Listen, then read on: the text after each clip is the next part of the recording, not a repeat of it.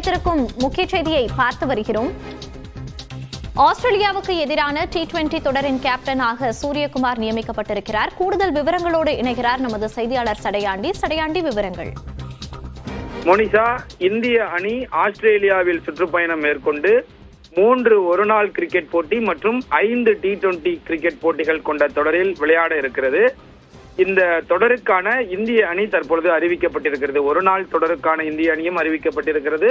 T20 cricket போட்டிக்கான இந்திய அணியும் அறிவிக்கப்பட்டிருக்கிறது. இதில் ஒருநாள் கிரிக்கெட் போட்டியில் கிட்டத்தட்ட 5 மாத இடைவெளிக்கு பிறகு விராட் கோலி மற்றும் ரோஹித் சர்மா அணியில் இடம் பிடித்திருக்கிறார்கள்.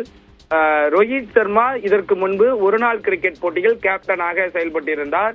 சாம்பியன்ஸ் டிராபியில் ரோஹித் சர்மா தலைமையிலான இந்திய அணி சாம்பியன் பட்டம் என்று சாதனை நிகழ்த்தியிருந்தது.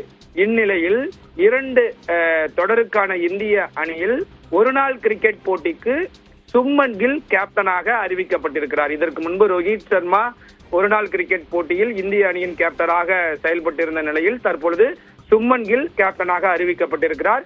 T20 கிரிக்கெட் போட்டிக்கு ஆசிய கோப்பை தொடரை வென்றிருந்த சூரியகுமார் யாதவ் தலைமையிலான இந்திய அணி அறிவிக்கப்பட்டிருக்கிறது. முதலில் ஒருநாள் கிரிக்கெட் போட்டியில் யார் யார் இடம் பிடித்திருக்கிறார்கள் என்பதை நாம் பார்த்து விடலாம். சுப்மன் கில் கேப்டனாக அறிவிக்கப்பட்டிருக்கிறார். இதனைத் தொடர்ந்து ரோஹித் சர்மா, விராட் கோலி, ஸ்ரேயஸ் ஐயர் துணை கேப்டனாக ஒருநாள் கிரிக்கெட் போட்டிக்கு நியமிக்கப்பட்டிருக்கிறார்.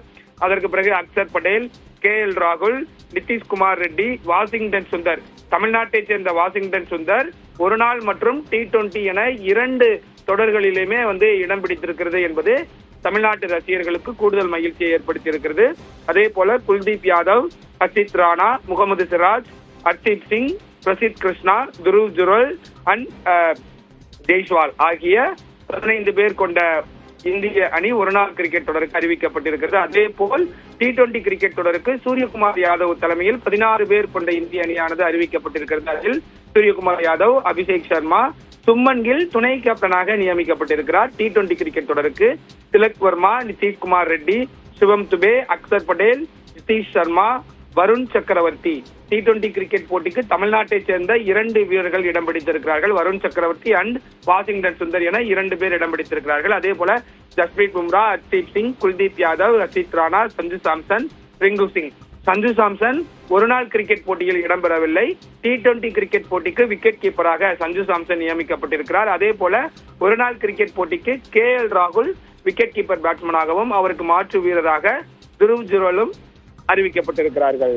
மோனிஷா, விவரங்களை பதிவு செய்தமைக்கு நன்றி சடையாண்டி.